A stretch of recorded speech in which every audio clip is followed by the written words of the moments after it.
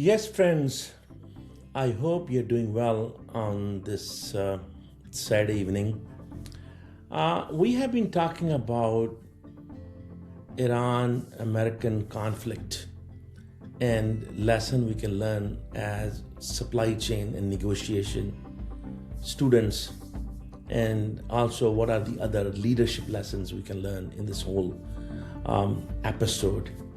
Honestly, we can learn through books and we can read hundreds of books, but no book is going to teach you better than analyzing the current geopolitical situation and how the negotiation being conducted right now between President Trump and rest of the leaders.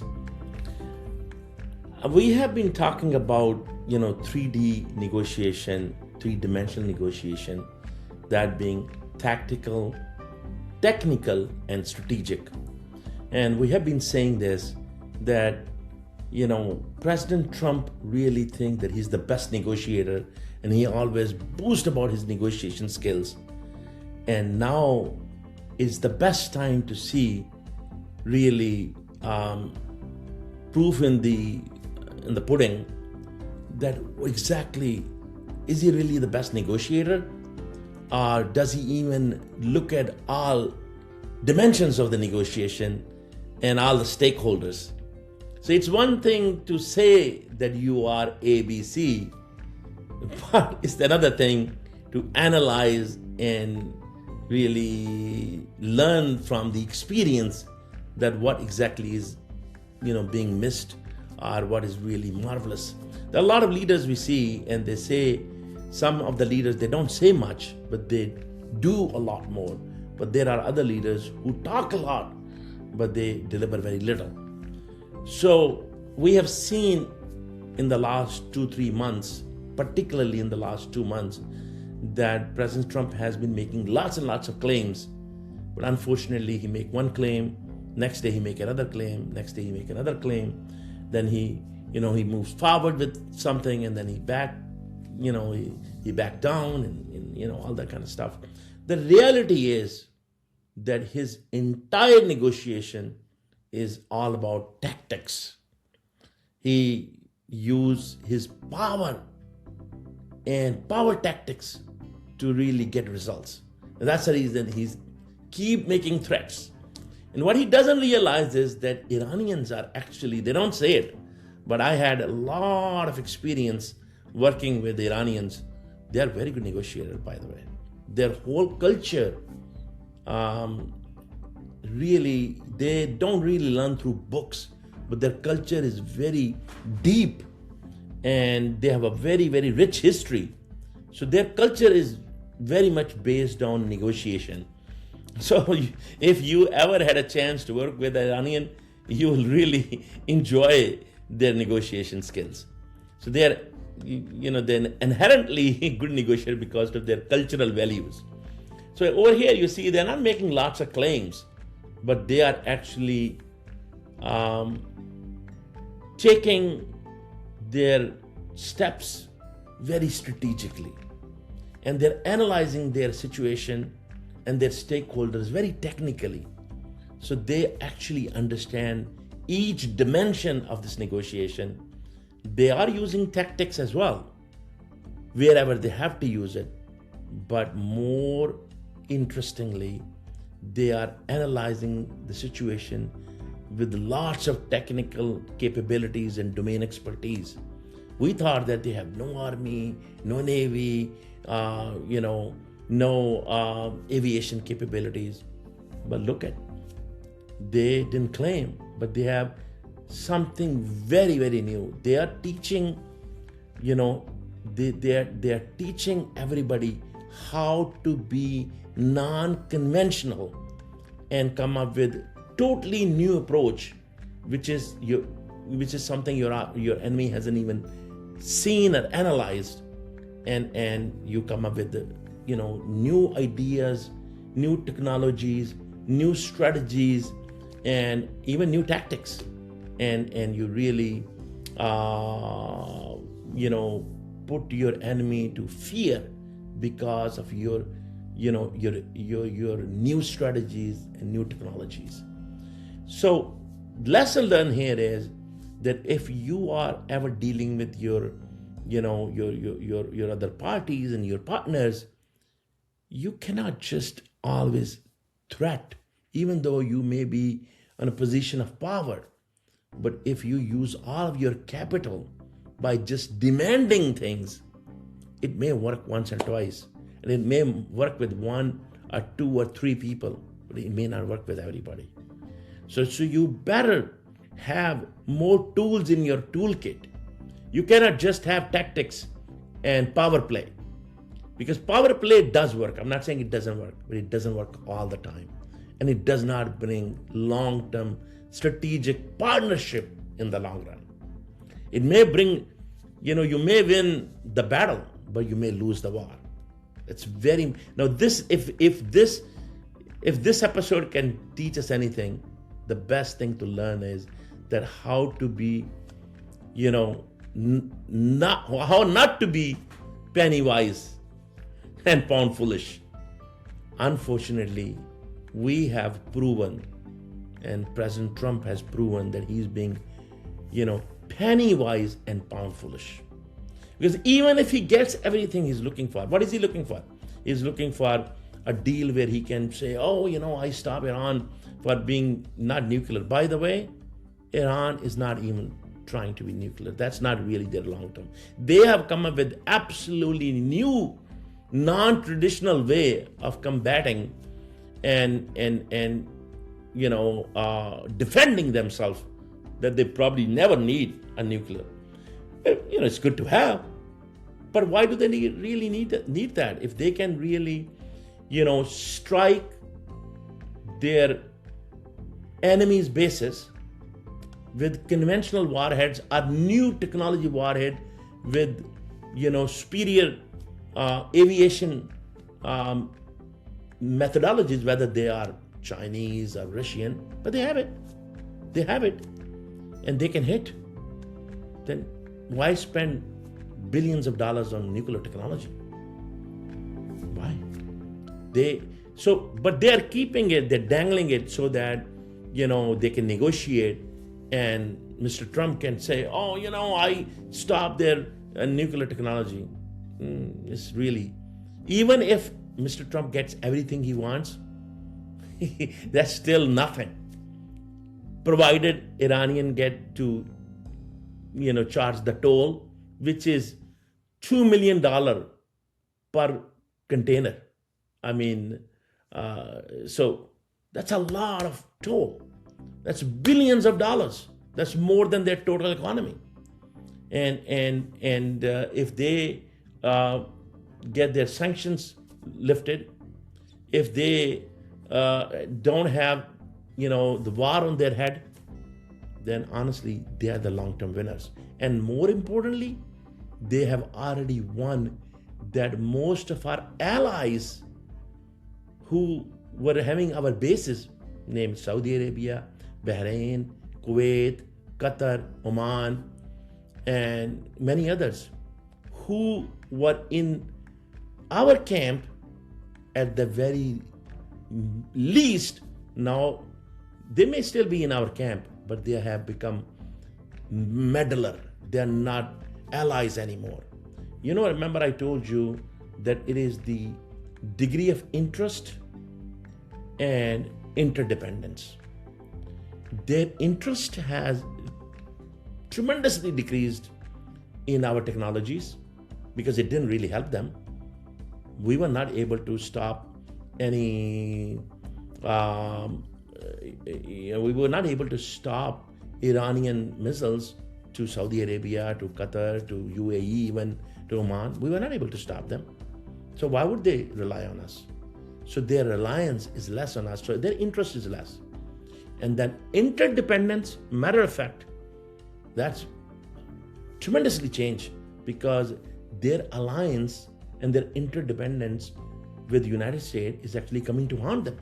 Because Iran has openly said that if you provide bases, or if America really use any of your bases to attack Iran, then we will attack you. So that's the reason MBS has said to Trump that, look, A, you didn't even talk to us when you announced, any of your new tactics, whether that is, freedom mission or whatever else you want to call it.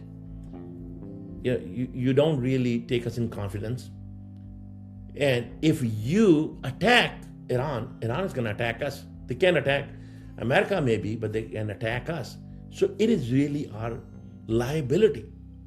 So if you can protect us, that's one thing, but we do not want attacks from Iran. So we cannot allow you to use our bases or use our soil. If Saudi Arab, Qatar, Oman don't allow United States to use their soil, United States would be in deep trouble. It would not be able to control the Gulf. And if Gulf countries are not relying on the United States, then our hegemony, our control is lost. So we get lots and lots of business from all these countries, which we won't get. China and Russia will replace the United States. So the history is being made here. So our tactical negotiation is really hurting us big time. So this whole war, if you want to sum up the whole thing, could be summed up with two words: bad negotiation and bad supply chain prep. So if you are a supply chain leader and if you are a negotiator, you should learn from this Iran-America war. History is being made, and these things will be studied for years to come. And these will be the best negotiation and supply chain lessons you're gonna get in the long run. So look what China has been doing. China built 8 different corridors, supply chain corridors, supply chain pathways, whether that is maritime pathways or Belt and Road Initiative. They have built 8 different routes to reach out to the entire world. We have done nothing in that time frame. In the last 20 years, and especially the last 10 years, China has tremendously built their Belt and Road Initiative. And they have touched, 3/4 of the world with their Belt and Road Initiative. Whereas we have done nothing. All we have is few big warships, and we think that we could control the entire world with that. Unfortunately, that is not enough, and that is not helping. And if Iran is able to show that, then unfortunately it's almost like Iran has really made us naked. People really don't rely on us anymore, and they are not looking at us as a savior or even as a reliable partner. So they have to look at others. So we may, tell our people that, we have won the war, but unfortunately, we have lost our future. May God forbid. Seems to me we have a major turning point in the history, and especially in the United States history going forward. Our future is going to be totally changed based on what we have done. And that could be summed up with 2 major mistakes. Number 1, we did not prepare ourselves building any long-term global highways. And secondly, we did very, very bad job in negotiating. In other ways, you can say diplomacy. We thought everything could be resolved with our might, with power play. And it's been proven that power play is not everything. Might has its value, but if even might is not used with wisdom, then unfortunately, it could be a liability instead of asset. And that's exactly what we have done. We have turned our strengths into weaknesses. We have turned our assets into liability. We have turned our allies to meddlers and even blockers.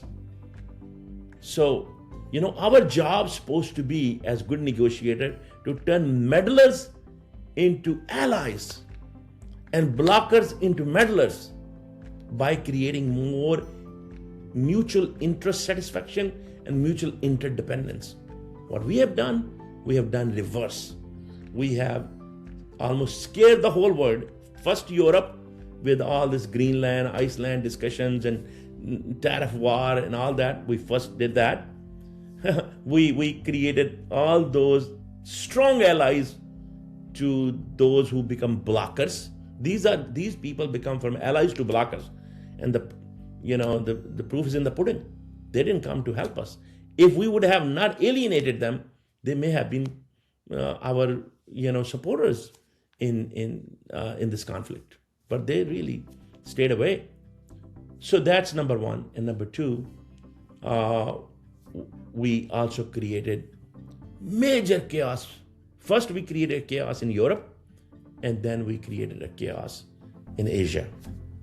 And if we have a chaos in Europe and Asia, and we are stripped naked, and our bluff is called, we lost it. And unfortunately, we have very little time to recover. Sooner we realize our mistakes and we start using wisdom and strategy, and we create more alliances and give people due respect, and get out of those conflicts which are not our conflicts. This Iran conflict is not our conflict. It's only Israel's conflict. Let Israel deal with its own problems. We don't need to be, putting our 350 million people's largest economy on stake for a 9 million people country. It's shame. It's really shame. And we really need to utilize, we have lots of very wise people, lots and lots of very strategic thinkers, and we also have a lot of technology. Unfortunately, we are not using all those good people, and we have put very, very low level thinkers. Unfortunately, people like our Secretary of War and what have you, I don't want to name. It's so unfortunate that these guys have become our representative, and we have gone wrong. I will say I was gone wrong, because I was very much happy that we have a businessman who is going to be taking care of our presidency, and is going to really take all the waste out, and is going to not create any more wars and create more peace and stability. It's unfortunately going all in haywire and totally opposite. I think it's not too late. I think even Mr. Trump wants to get out of this, but he just doesn't know how, and unfortunately, he still keep getting murmur and pull from the Israel lobby. I hope the sanity prevail quickly, especially before going to China, and we come back to peace, because we badly need that in this world. But nevertheless, this has been the best supply chain and negotiation prep for the rest of our life. May God bless you all. Thank you.